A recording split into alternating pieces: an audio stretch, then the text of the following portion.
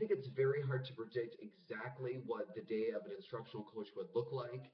As we all know in education, there is a great deal of ambiguity that can surround us at any corner pretty much on a daily basis. But having said that, I would like to think that my most days, if you would be made up of things such as team teaching.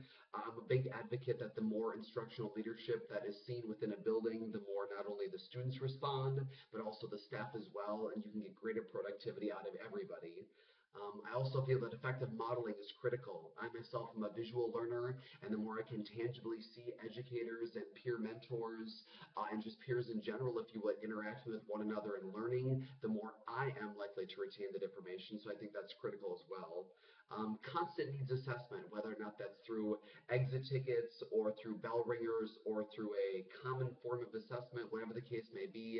I think those sort of needs assessments and constant evaluation tools to measure the success of the students is something that is absolutely critical for a coach.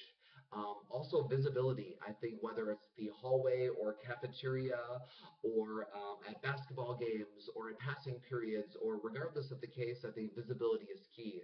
The more students see that you take a tangible, an invested interest in the school, the more likely they are to respond. And lastly, I think it would be good to bridge the gaps, if you would, between content areas. A lot of times I think the assumption is that the biology individuals maybe don't collaborate with study skills as opposed to the English or whatever the case may be.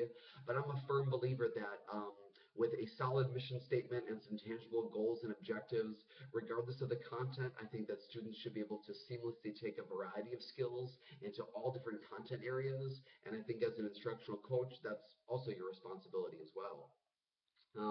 When it comes to looking at a coaching conversation and the qualities that I think would make up a fantastic one, I think it's kind of a smorgasbord, if you will, of a variety of skills.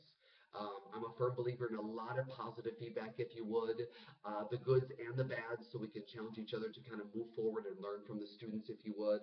I love brainstorming sessions. I don't think there are any bad ideas, if you will. I think maybe struggling implementation at times takes some really good ideas, if you would, and kind of sets them to the side when I think if two or three people are collaborating together, such as a mentor and an instructional coach, I think that can be done even more successfully. Needs assessment from the standpoint of both the instructional coach, the teacher, and the students, of course, on a daily basis. Tangible goal setting, if you would, for exactly what you want out of the classroom, exactly the relationship you'd want from your teachers, if you would, and looking at things like the mission statements for the school and where exactly we are moving in the future. I think having a great sense of humor also helps.